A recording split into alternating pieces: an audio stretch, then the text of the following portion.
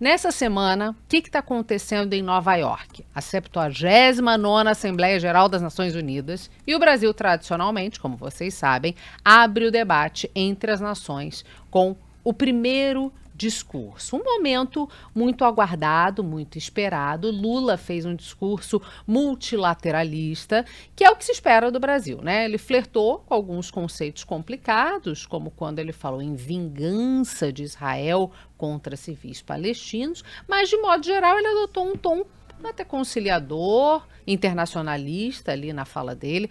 Ao mesmo tempo, faltou detalhamento e proposição de ação concreta. Mesmo ele encerrando ali o discurso, reclamando justamente da omissão da ONU em relação aos conflitos globais. Exatamente. Né, Gabriel? Essa foi a avaliação da maior parte dos analistas.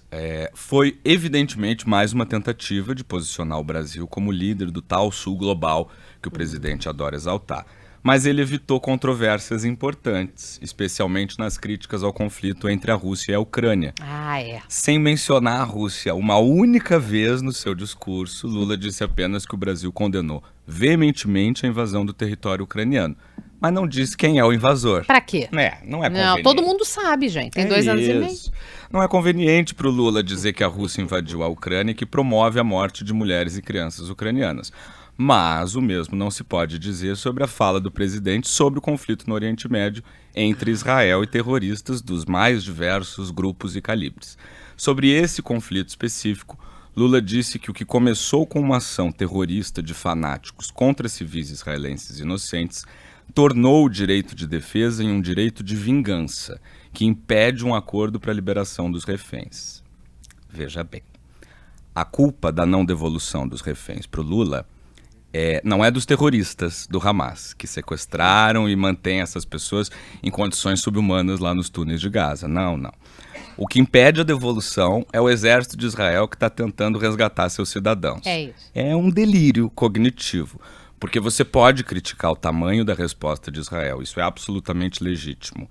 Você pode dizer que o exército de Israel não está sendo eficaz nas buscas pelos reféns, o que não é só absolutamente legítimo, como também é verdade, e é inclusive uma das principais pautas dos israelenses que têm ido às ruas todos os dias em Tel Aviv contra o governo Netanyahu. Mas dizer que os reféns não são devolvidos por responsabilidade de Israel é como dizer que uma mulher que sai com saia curta merece ser estuprada. É possível apelar pela paz sem escorregar nessa esparrela, né? Deixa eu falar logo antes que o Gabriel infarte aqui do meu lado. Eu tenho que fazer uma respiração boca a boca que eu não estou preparada hoje. Lula também abordou bastante a questão climática. Opa! Ao criticar os críticos da globalização, o presidente disse que nós estamos condenados à interdependência entre as nações por conta da mudança climática. Ele também criticou o não cumprimento dos inúmeros acordos climáticos já assinados entre os países e o negligenciamento das metas de redução de emissão de carbono.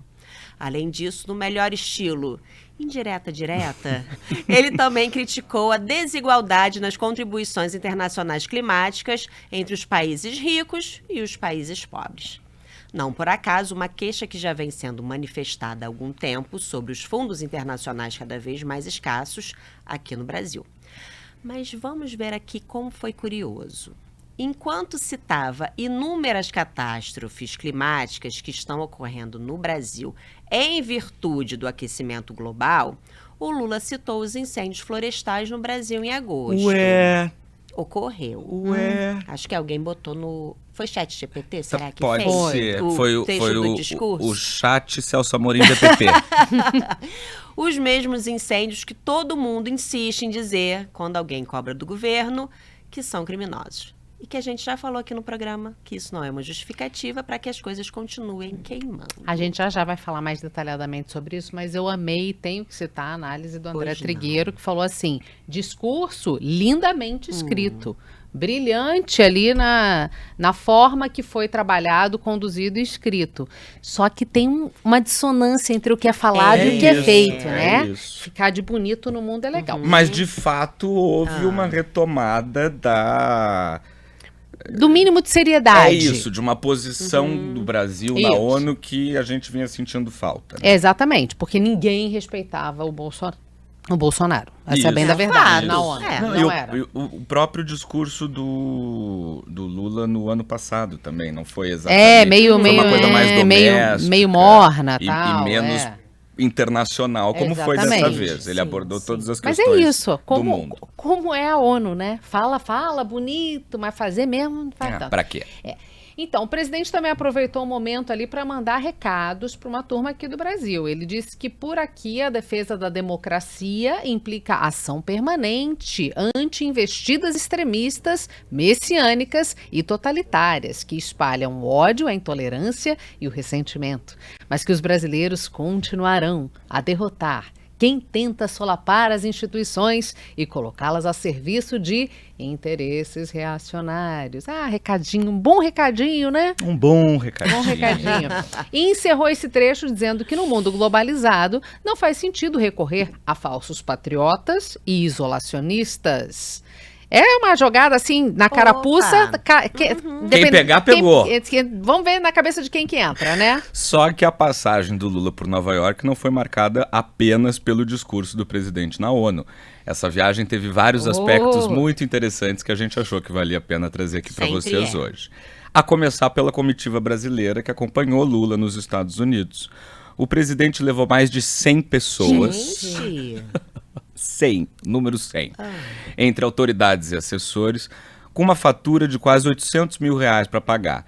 Só que esse valor de 800 mil só inclui os valores totais gastos com 15 pessoas dessa comitiva e com apenas passagens de outros 19. Não estão incluídos os gastos com o avião presidencial e nem o das outras 65 pessoas presentes na comitiva. Então, assim, a transparência igualzinha do Rio Tietê. Aqui, Isso. Mas São Paulo. olha como foi importante levar a pessoa que eu vou ler a próxima história aqui. Para finalizar o assunto Lula na ONU, o casal presidencial confirmou para o mundo inteiro que todo casal hétero é igual. Antes de começar seu discurso, o presidente pediu para sua amada Janja que ela procurasse na bolsa dela uma manteiga de cacau.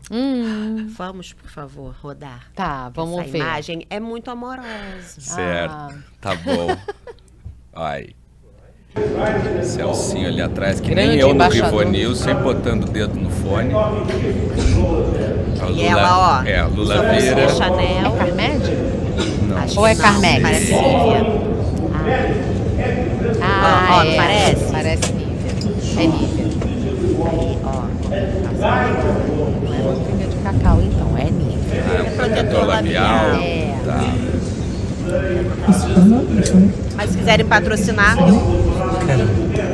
Vai ficar até com a boca inchada, mas passa aqui. aí ela oferece outro dizendo que esse é melhor. Entendi.